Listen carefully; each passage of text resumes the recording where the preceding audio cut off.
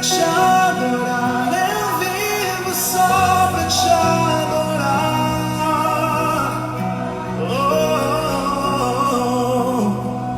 Pra te adorar, eu vivo pra te adorar, eu vivo só pra te adorar.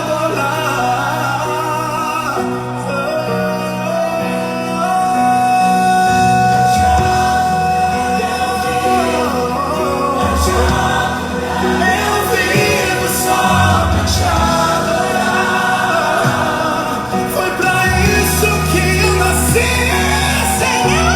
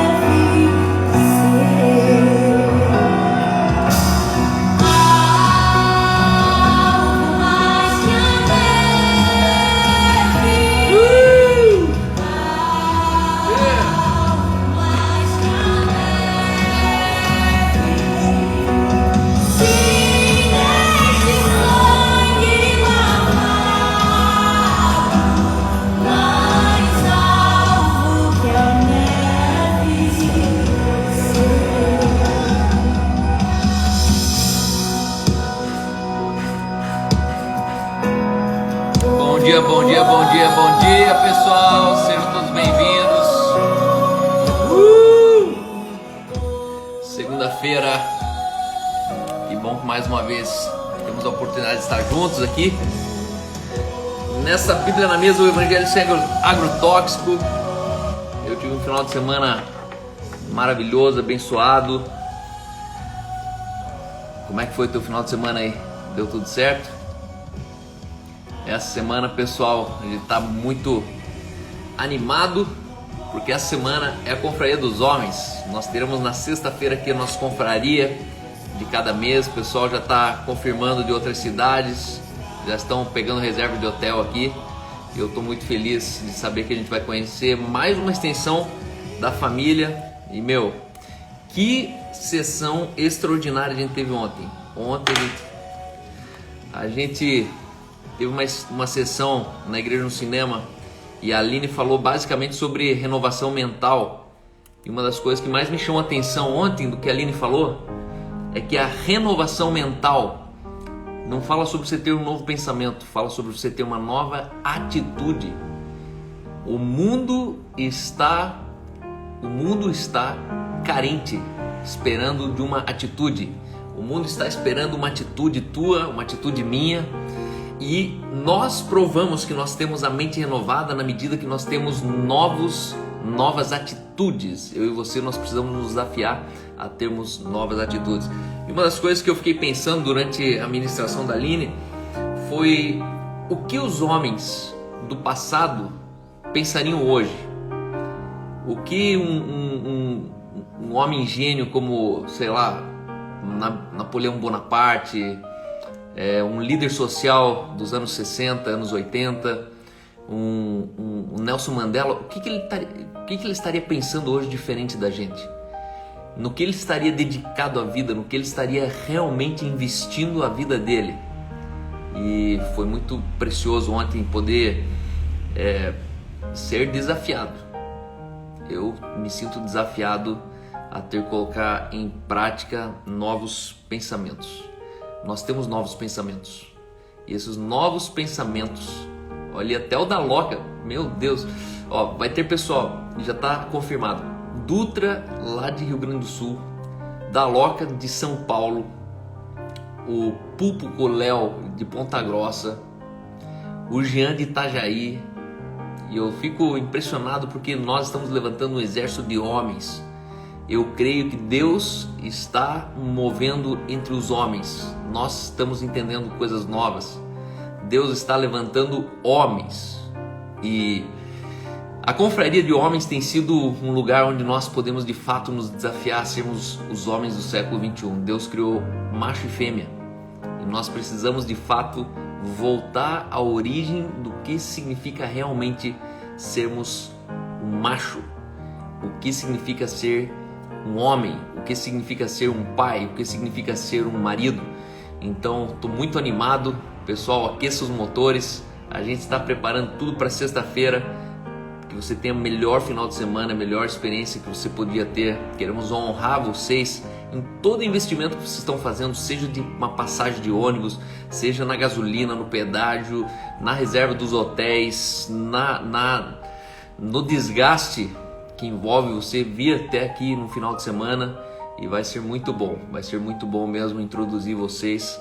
E é fruto dessa igreja online. Nós somos uma igreja online que nós estamos aqui de fato nos levantando aos 4 cantos do Brasil, aos 4 cantos na verdade do mundo, para a gente levantar um ecossistema de saúde, onde nós criamos filhos, onde nós fazemos negócios, onde nós congregamos a igreja, onde nós vivemos intensamente a vida que nós nascemos para viver. Nós fomos chamados para reinar em vida. Tudo que for menos do que isso, não se conforme. Você foi criado para reinar em vida. E deixa eu ver aqui se o Juan já está com a gente aqui. Hoje a minha devocional era com o Juan, mas pelo que eu estou vendo aqui ele ainda não entrou. E aí eu quero abrir aqui já para um testemunho. Se você tem um testemunho, a cada live nossa a gente está abrindo aqui para um testemunho. E envia sua solicitação, me dá uma acenada aqui que eu já te adiciono, e aí você conta para nós de onde você está falando e o que o Bíblia na Mesa tem feito na sua vida, o que tem mudado na sua vida de fato. São pessoas de todos os lados aqui, de perto e de longe, mas eu creio que na verdade é uma oportunidade para a gente se integrar, né? O Eduardo, pessoal do Pará, de Rondônia, pessoal de Porto Seguro, de Rio Grande do Sul, muitas pessoas aqui já se pronunciaram, e eu gosto muito desse quadro onde a gente abre isso aqui para testemunhos. Então se você tem um testemunho aqui, me dá uma acenada aqui. Você pode tampar inclusive a sua câmera do celular, e aí você dá o teu depoimento aqui sobre tua experiência, aquilo que você tem experimentado já nesses 9 meses de Bíblia na Mesa. Ontem recebi mais uma família na igreja falando, o Bíblia na Mesa, Bíblia na Mesa simplesmente mudou tudo na minha casa, mudou na minha vida, e hoje eu sou da igreja no cinema. E a família veio de mala e cuia, né? Veio já entendendo que não, é uma questão de alinhamento de pensamento mesmo, né? Porque eu creio que a saúde de uma igreja está no seu discurso. A saúde de uma igreja não está no menu que ela pode oferecer de diversão para o seu filho. A saúde de uma igreja está no seu discurso. Por quê? Porque assim como nós pensamos, assim nós agimos. Assim como nós pensamos, é assim que nós desfrutamos a vida. Então, uma igreja, ou ela molda você, ou ela deforma você. Ou o discurso pregado em uma igreja vai te formar, ou o discurso em uma igreja vai te deformar. A religião normalmente ela nos deforma. A religião normalmente ela nos amputa naquilo que nós realmente nascemos para viver. Então, com certeza, é muito importante você entender por que eu penso assim, por que eu julgo assim, por que eu condeno as pessoas assado, de onde saiu esse senso de crítica, de onde saiu esse julgamento. E é maravilhoso por quê? Porque quando você escuta e entende algo, muita coisa da sua vida ele é destravado.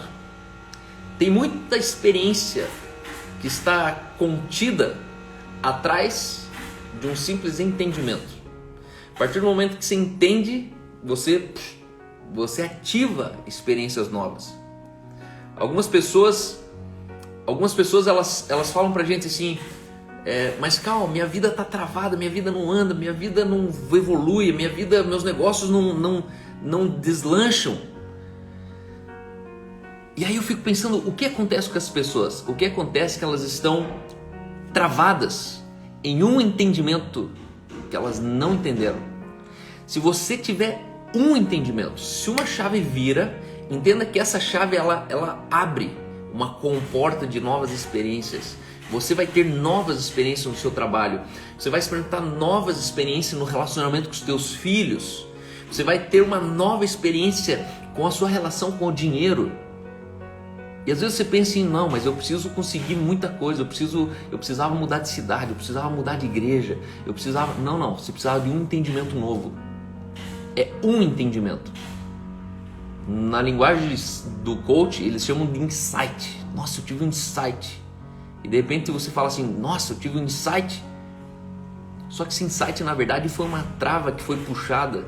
E quando essa trava abre, na verdade isso abre uma comporta onde você vive uma nova experiência. Então, eu creio sim que nós, como igreja, nós precisamos ser mais cuidadosos no discurso da igreja. O que o seu pastor está pregando? O que o seu líder está falando? E eu costumo entrar em discussões onde as pessoas falam assim, calma, mas é só uma questão de semântica. A gente está falando a mesma coisa, só com palavra diferente. Se falar a mesma coisa com palavras diferentes funcionasse, cada um falaria e concordaria com o que você não entende. Só a questão é que se eu preciso usar a palavra certa para expressar o sentimento certo. Se eu quero de fato me fazer entendido, eu preciso usar a palavra certa. A questão é que as pessoas, elas às vezes não concordam e elas resistem numa concordância, desbaratinando, falando que você está usando só outras palavras para falar a mesma coisa que ela, e não é. Então, eu creio que nós precisamos ser muito honestos, a ponto de falar, não, pastor, mas por que você está falando isso? De onde você tirou isso? Está escrito aonde isso?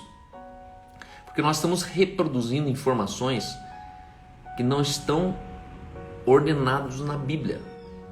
Mas está lá na Bíblia, está lá em Marcos, está lá em Deuteronômio. Claro que está na Bíblia. Só que aonde na Bíblia está? Aonde está na Bíblia? Entenda, não basta estar na Bíblia, nós precisamos entender aonde na Bíblia está. Por quê, Cal? Porque aquilo que está na Bíblia, entenda, uma verdade ela tem data de validade. As pessoas não entendem que uma verdade ela tem data de validade, uma verdade expira. Como assim, Cal? Como que expira uma verdade? Uma verdade sempre vai ser verdade. Não necessariamente. Isso é o famoso sofisma. O que é o sofisma? É uma verdade expirada. É uma verdade que era verdade, mas agora por conta de um outro fato, um outro acontecimento, agora ela deixou de ser verdade. Então, por exemplo, o Cal é solteiro. É verdade? Não. É mentira? Também não. Se você conversar com alguém que era meu amigo no tempo que eu era solteiro, para ele é absolutamente verdade que eu era solteiro. A questão é que depois que eu saí da faculdade, eu casei. E agora eu sou casado. Então, ser solteiro para mim é um sofisma. Eu de fato fui solteiro, mas não sou mais. E assim é a palavra de Deus. Existem coisas na Bíblia que de fato era assim, mas não é mais. Por quê? Porque muitas outras coisas sucederam, muitas coisas aconteceram depois disso. E eu costumo dizer para as pessoas que a compreensão delas não está errada, mas está incompleta. Nós precisamos somar, colecionar mais fatos. E aí nós apuramos fato atrás de fato e de repente você começa a perceber que, nossa, existe uma lógica. Isso era assim, passou a ser assado e hoje é assim. Por quê? Porque antes da cruz havia uma realidade sobre a terra, depois da cruz há outra realidade sobre a terra. Por exemplo, o Novo Testamento não começa quando Jesus nasce. O Novo Testamento começa quando Jesus ressuscita. Logo, o Novo Testamento não começa em Mateus. Ah, mas no cânon está escrito lá que é em Mateus. Pois é, mas não necessariamente a realidade do Novo Testamento está em Mateus. A realidade do Novo Testamento, que é um novo estatuto, está em Atos. Quando Jesus ele ressuscita e é derramado o Espírito sobre toda a carne, e aí toda a lei natural muda. Por exemplo, antes da cruz, Deus visitava o homem, depois da cruz, Deus habita no homem. Essa é a pequena diferença entre todos os que vieram antes de Jesus para todos aqueles que vieram depois de Jesus. Então, é muito importante você ser honesto com a sua igreja. Por quê? Porque a sua congregação, o discurso que o seu pastor está pregando, ou ele te forma, ou ele já te deforma. E nós vamos na igreja e nós pensamos assim, bom, se o pastor está falando é verdade. Só que atrás de todo super-homem existe um Clark. Atrás de todo herói existe alguém. E está tudo bem se o seu pastor está equivocado. Está tudo bem se eu estou equivocado. Por quê? Porque nós estamos numa construção. O cara que ele pensa que sabe tudo, ele já mostrou que sabe muito pouco. Quanto mais eu sei, mais eu percebo o campo do não sei. Então, nós na verdade aprendemos para ter noção do quanto nós não aprendemos. A gente não aprende para saber tudo, a gente aprende para perceber o quanto a gente não sabe. Então, quando você define algo, cuidado. Escreva lápis. Escreva lápis. Por quê? Porque a vida ela é longa, a verdade é progressiva, a revelação de Deus é crescente e para cada geração Deus tem uma dispensação. O que eu entendo hoje não era o que meu pai entendia. Só que em cima do que meu pai entendeu é o que eu compreendo e construo hoje. E eu preciso entender que quanto mais o tempo passa, mais os meus filhos vão conhecer e saber muito mais do que eu sei. Os meus filhos vão ser os meus professores. Os meus filhos vão saber mais rápido do que eu aquilo que eu levei anos. Você já percebeu que hoje é o filho que ensina o pai a mexer no celular? Por quê? Porque o filho ele está mais próximo da revelação presente. O pai ele é mais antigo. O pai está em outra revelação. Por isso que a Bíblia diz que o coração dos pais se converterá aos filhos, então o dos filhos se converterá ao pai. Essa é a sequência. Primeiro, o coração de um pai sempre precisa se converter ao filho. Não é o contrário. Tem muito pai que está emperrado na relação com o filho porque está esperando o coração do filho se converter ao dele para depois ele se converter ao do filho. E a Bíblia diz que nos últimos dias o coração dos pais se converterá aos filhos. Entenda, todos os dias existe uma nova revelação. Todos os dias existe uma nova informação sobre a Terra, seja sobre finanças, seja sobre tecnologia. Hoje estão tendo novas descobertas no mundo. E o seu filho está mais próximo dessa descoberta do que você e eu. Então eu preciso ser humilde para começar a chegar num ponto que eu vou aprender com os meus filhos. Por quê? Porque os meus filhos eles estão mais próximos da informação presente, da informação de agora. E isso também é para a igreja.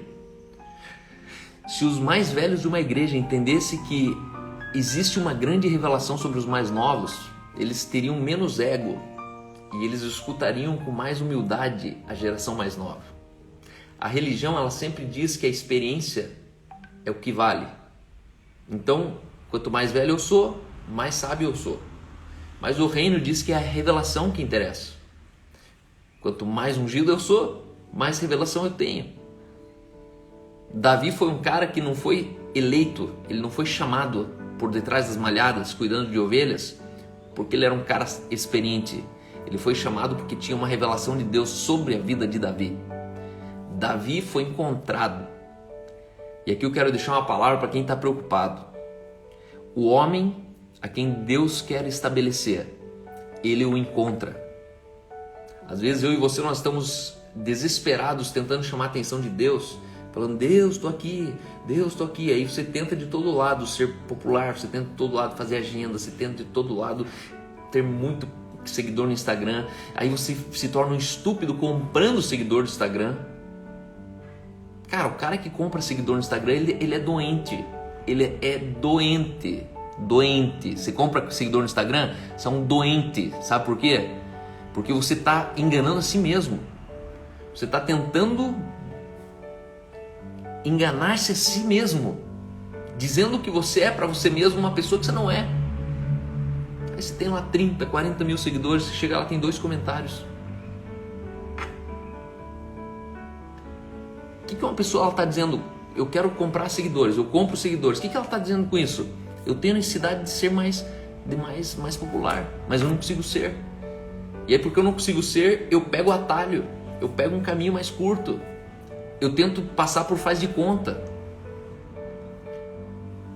Então, eu e você, quanto mais velho nós ficamos, sabedoria é você entender sobre o que Deus está colocando sobre a geração mais nova. Eu vou chamar aqui a Su. A Su, o nome dela é Suzane. Ela é esposa de um cara muito querido chamado Mauri. E a Suzane, por muitos meses, ela tem vivido coisas grandiosas, ela tem descoberto coisas maravilhosas. E a Su, por muito tempo, ela está acompanhando a gente aqui com essa igreja online. E hoje ela vai dar para a gente aqui um pouco do depoimento dela sobre aquilo que o Bíblia na Mesa tem. Vamos chamar ela então? Com vocês, Suzane.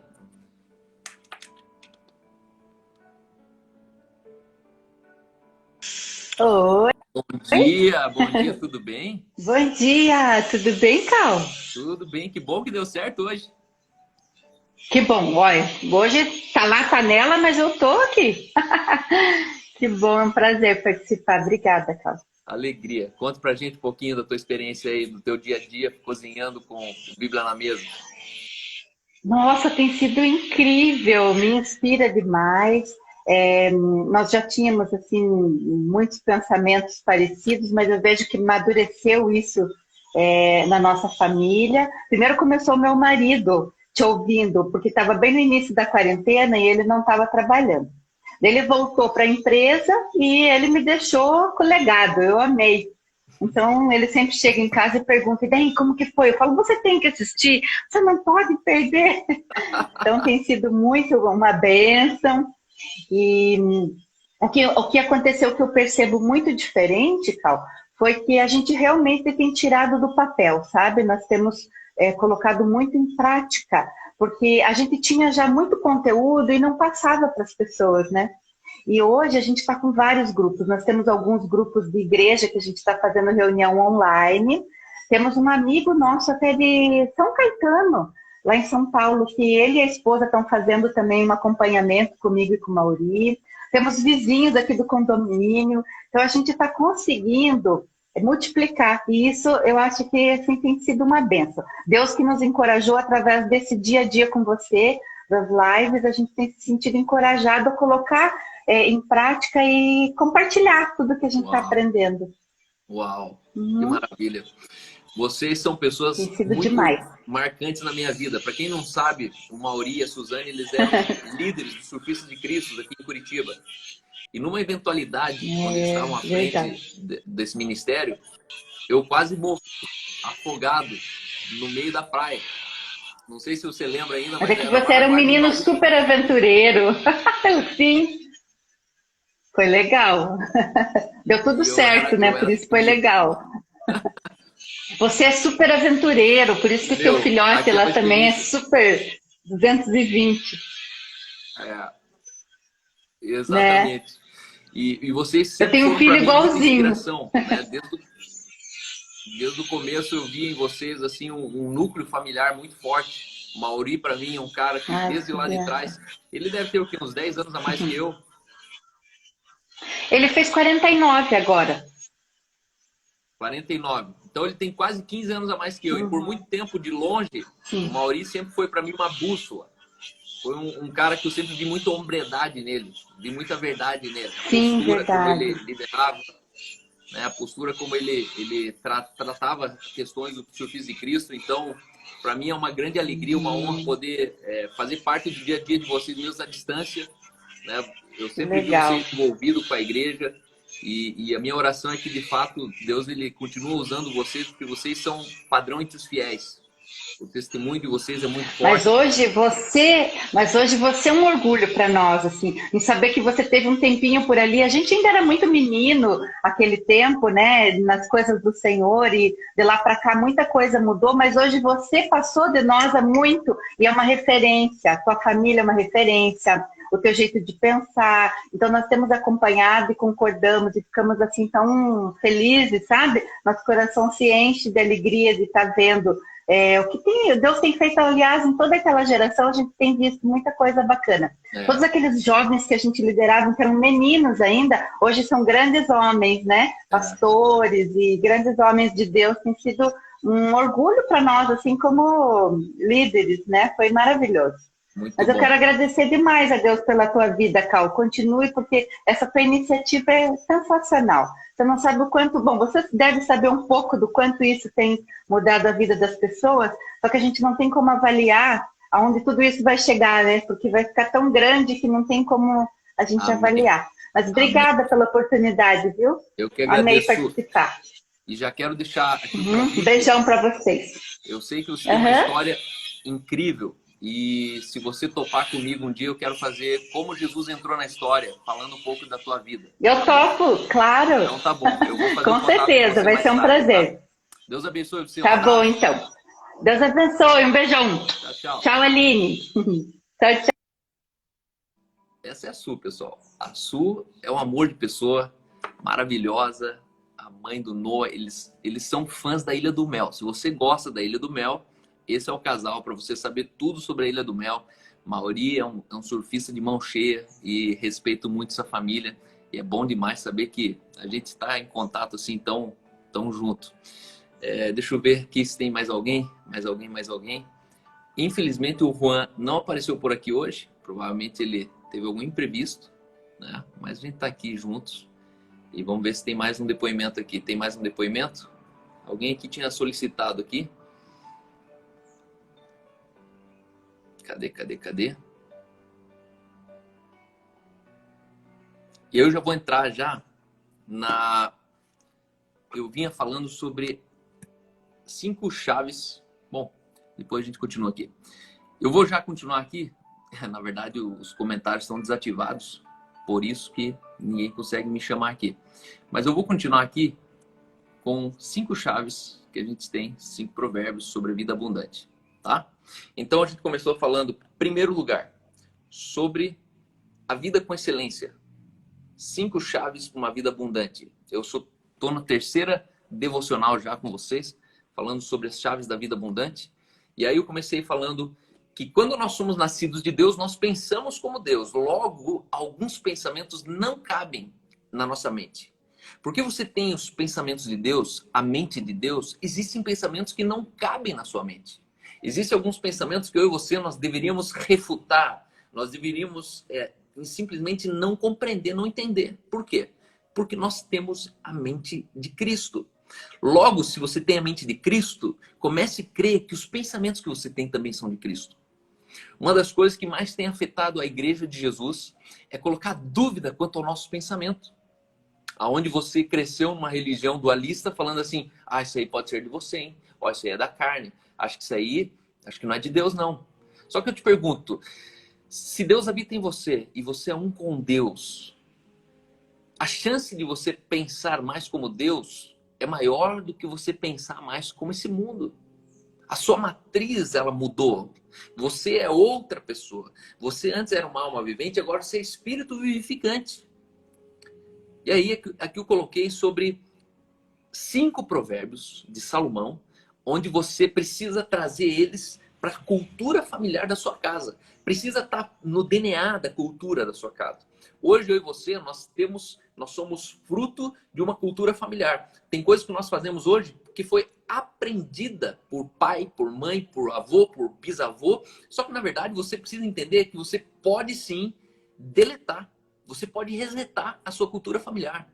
Você pode ser a primeira geração de uma nova cultura familiar dentro da sua descendência.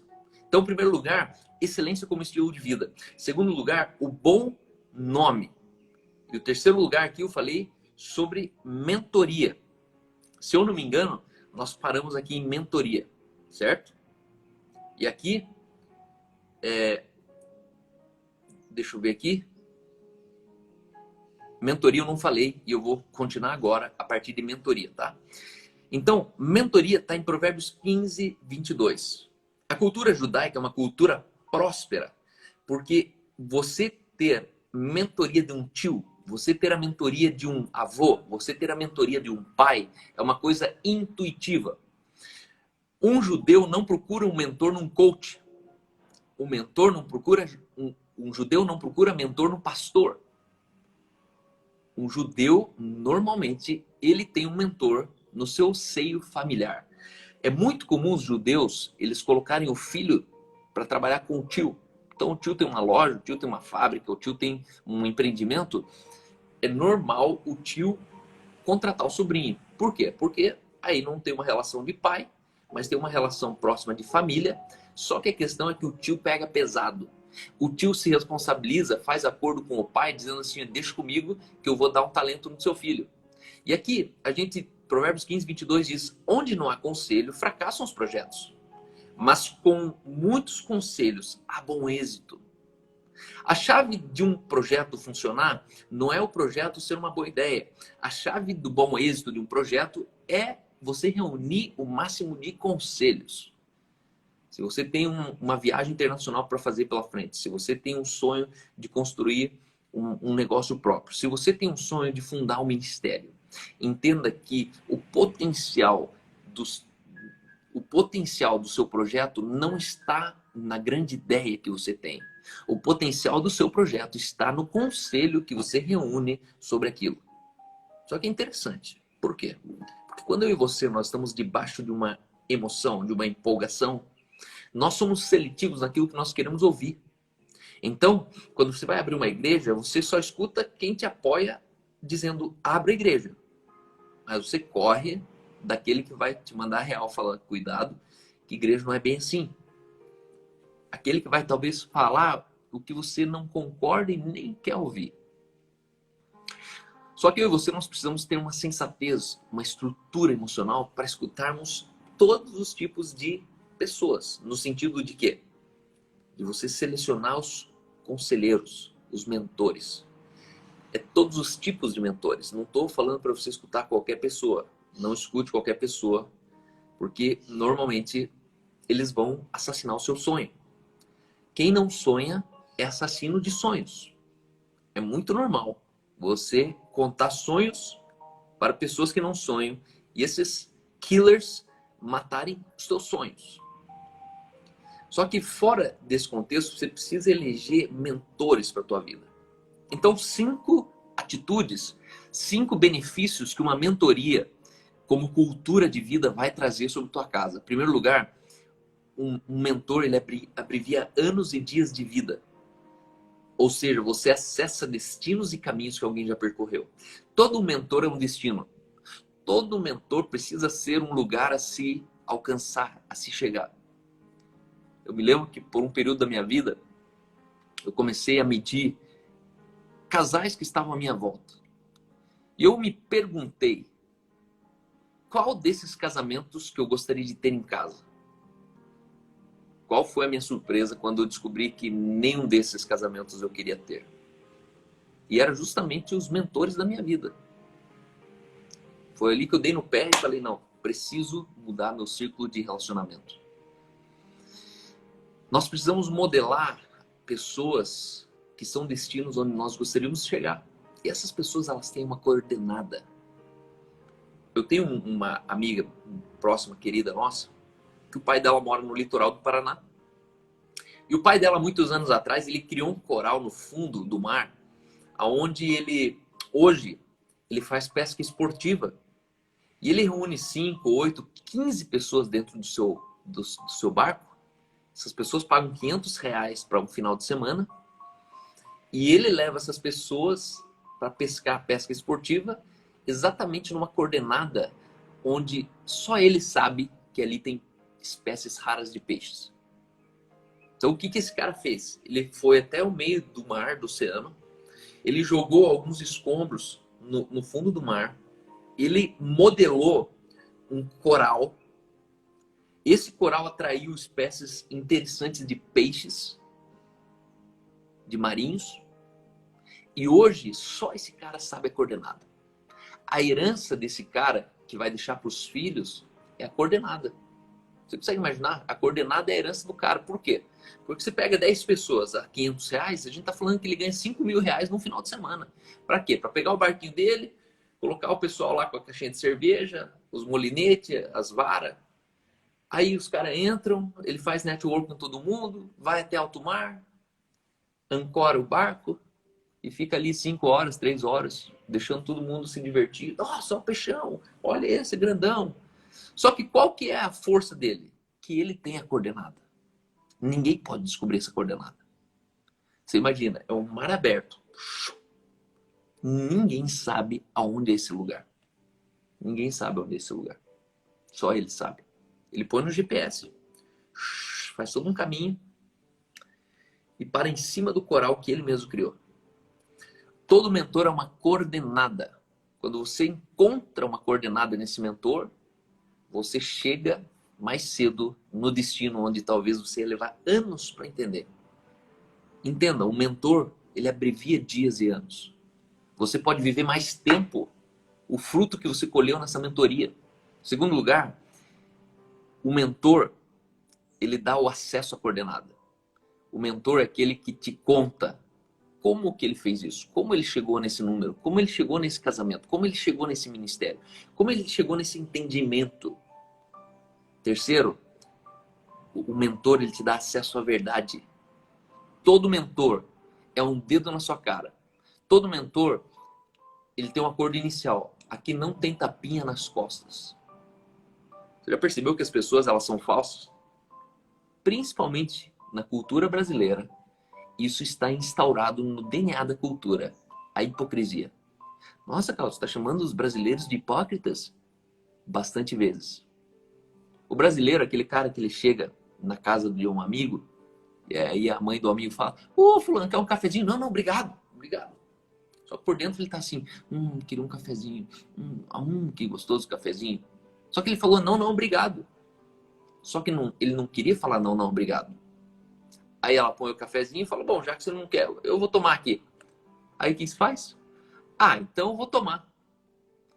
Mas, irmão, você não precisava ter falado que não quer.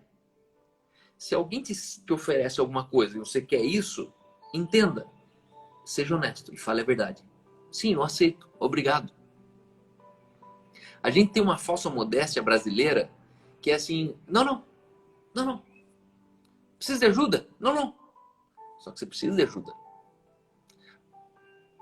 E aí a gente precisa começar a ter uma capacidade de ouvir verdades que todo mundo sabe a seu respeito, mas só você não. As pessoas, elas têm um pensamento em comum entre elas sobre você. Só que poucas delas têm coragem de assumir publicamente para você que você é assim, que você tem esse defeito, que você sempre chega atrasado, que você não paga conta quando você está comendo com amigos, que você é um escalado, que você é um encostado, que você é um folgado. E o mentor é o teu acordo inicial de falar assim: ó, de você eu estou pronto para ouvir qualquer verdade. Fale a verdade para mim.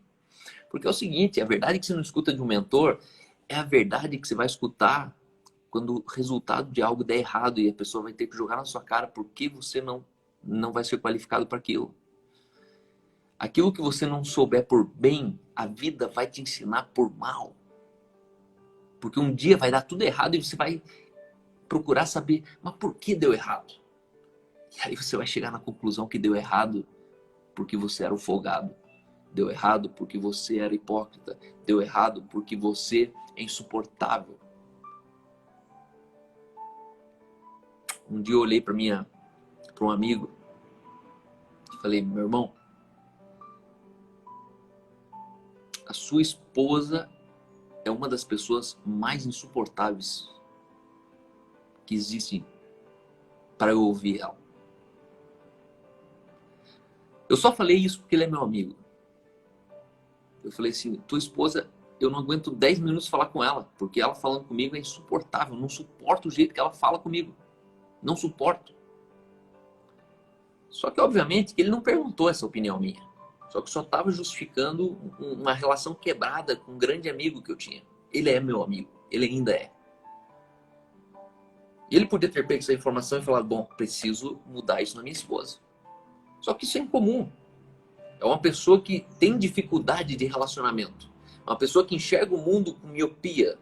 As relações são distorcidas. As realidades que a gente enxerga, ela enxerga totalmente distorcida. Hoje esse meu amigo está numa iminência de um divórcio. Não aguenta mais. Esse meu amigo, ele não suporta mais.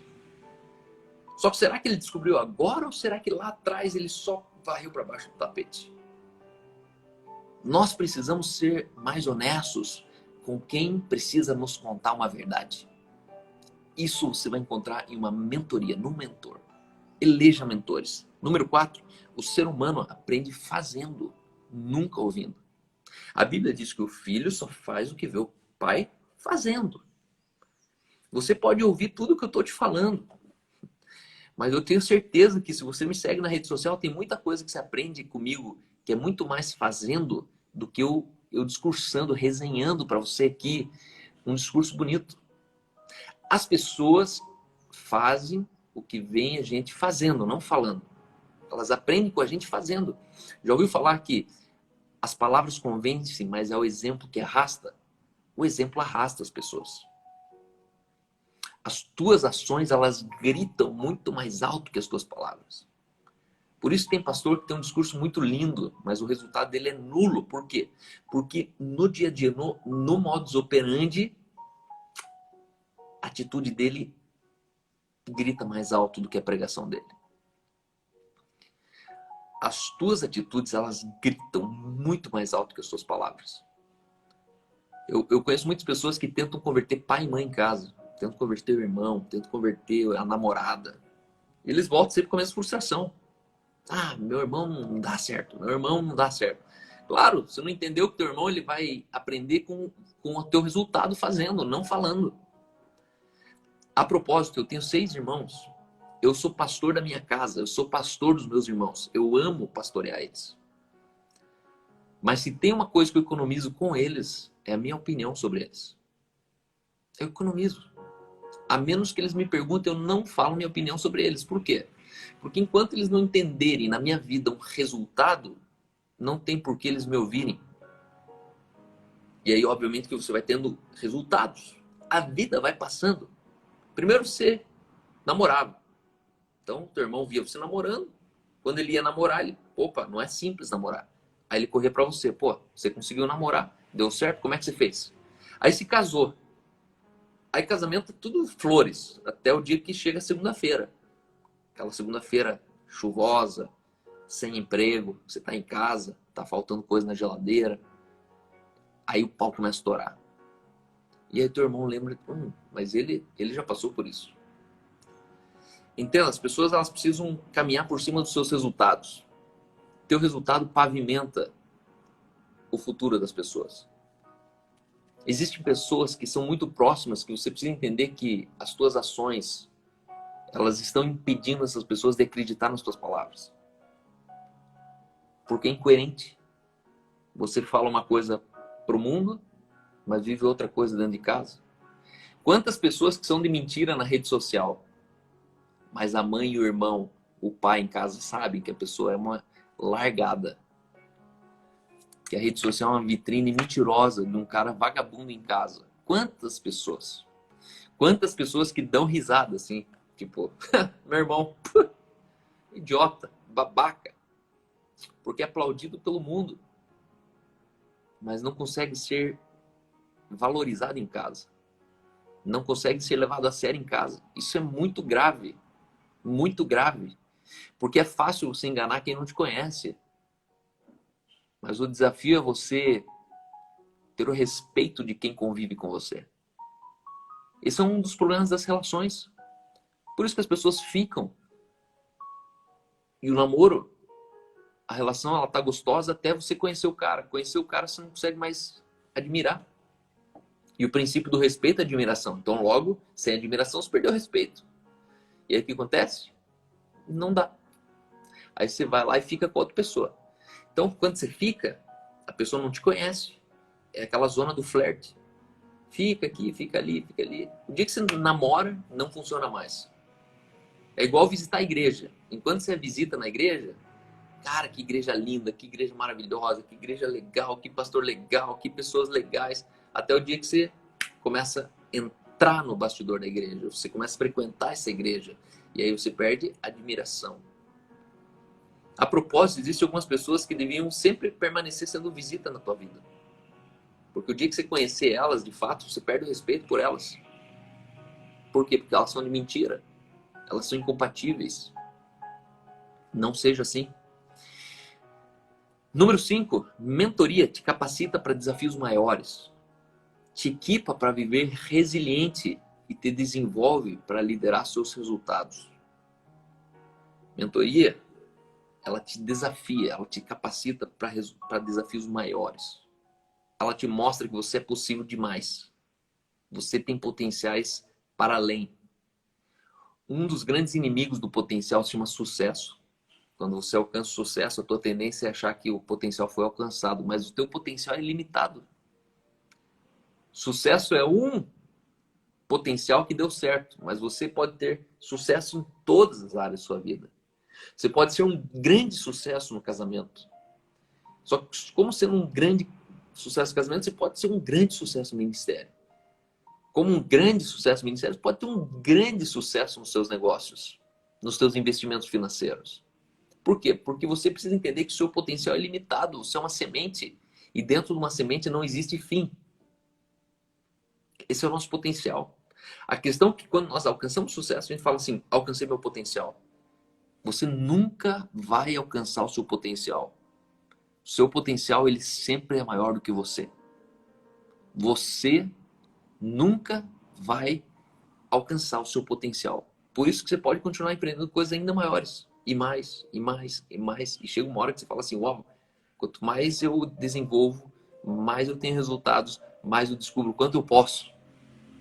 Já percebeu que o cara que ele mais tem sucesso é o cara que mais tem negócios? Às vezes o cara sem sucesso, ele tem um negócio e não tem mais tempo para nada. Porque ele tá preso naquele negocinho ali. Tem o supermercado, uma quitanda. O cara tem uma quitanda e a vida parou. Não tem férias, não vai na igreja. Por quê? Porque tá ocupado demais. Aí o cara ele começa a ter uma franquia aqui, outra franquia ali. Começa a trabalhar com isso, com aquilo, com importação, com logística. De repente você começa a ver um cara que tem 5 empresas. E ele continua indo na praia, ele continua indo para Miami, ele continua... E aí você fala, de onde esse cara tem tanto tempo?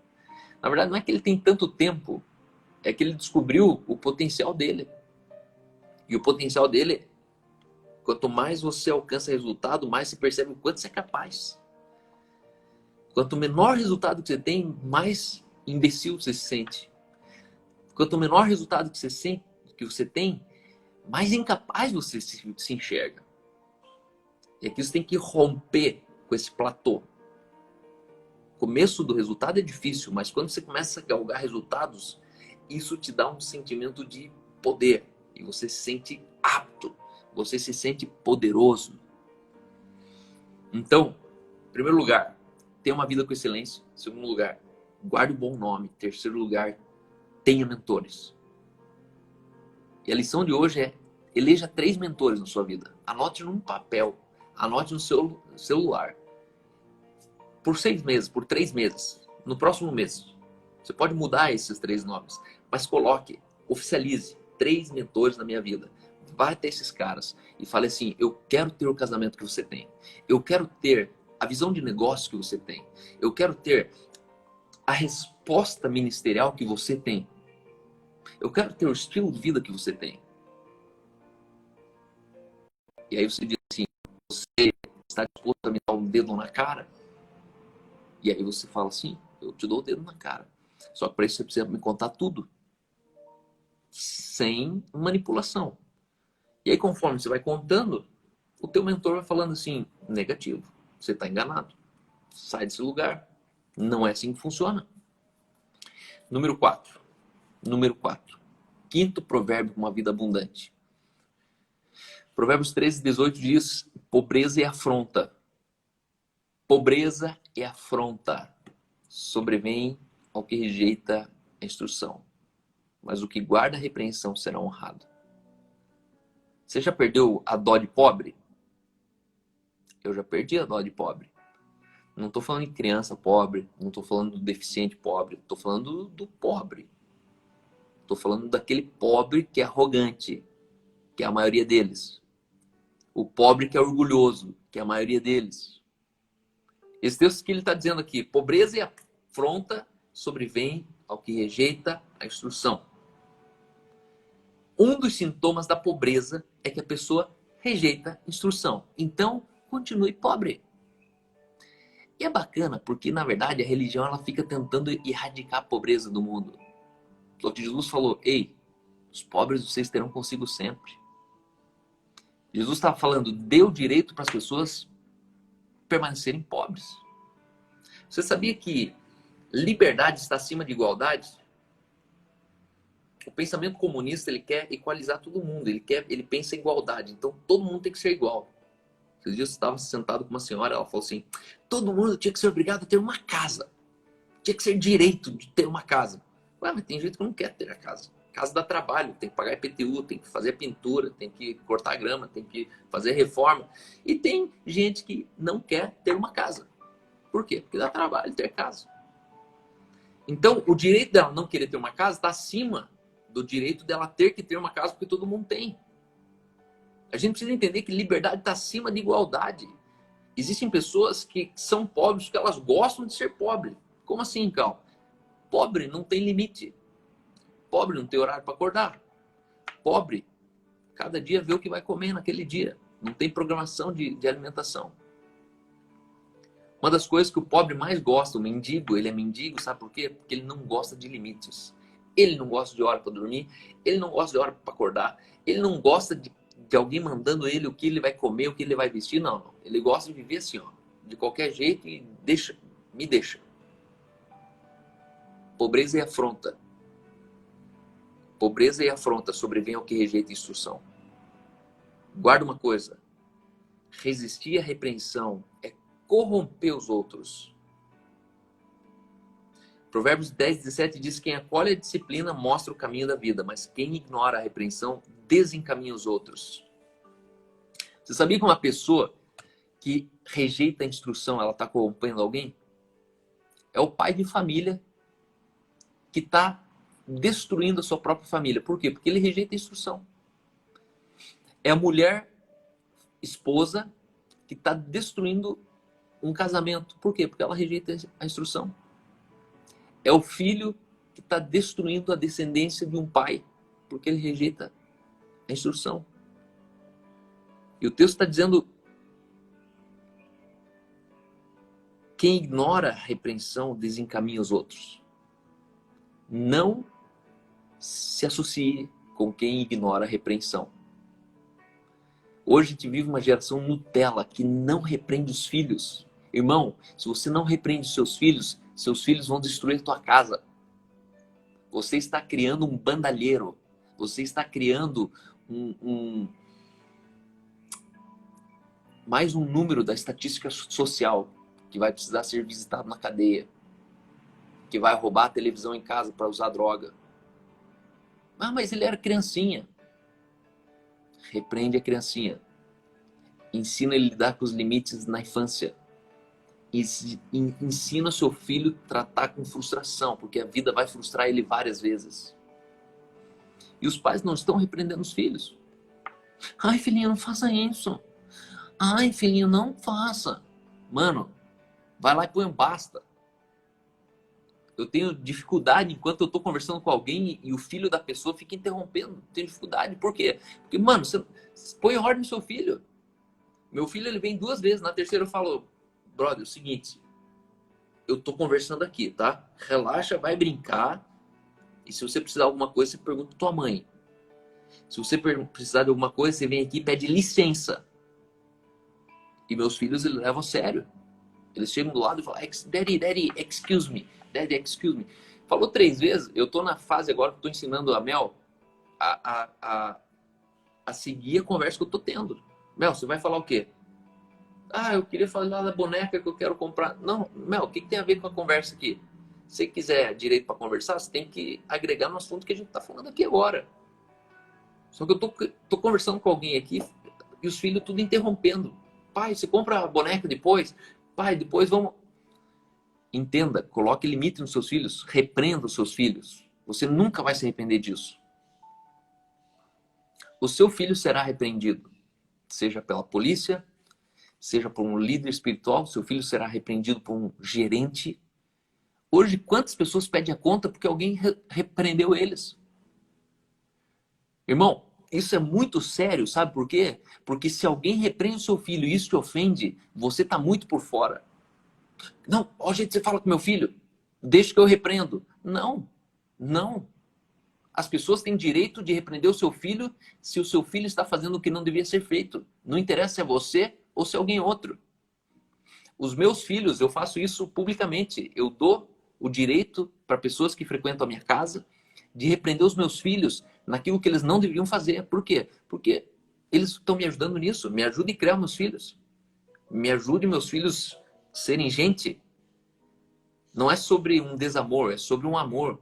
É sobre valorização. Número 2, quem não escuta o que deve, vai ter que escutar o que nunca quis. Repreensão é uma coisa que você escuta, mas na verdade você não queria ouvir. E aí o texto diz aqui, ó. Melhor é ouvir a repreensão do sábio do que ouvir a canção do insensato. O insensato vai passar depois tirando sarro, falando, aí, tá vendo? Viu? Não consegue, deu errado. E aí o texto está dizendo, escute primeiro a repreensão do sábio. Dói a repreensão, mas você tem certeza que é de um sábio. Do que depois você vai escutar uma musiquinha de um insensato tirando sarro de você. Aí, tá vendo? Divorciou. Ué, cadê o santinho? Cadê o crentinho? Cadê o que era casadinho? Porque você não escutou a repreensão do sábio. Escute a repreensão. Quem não escuta o que deve, vai ter que escutar o que nunca quis. Sabe aquele tio que sempre tirava sarro de você?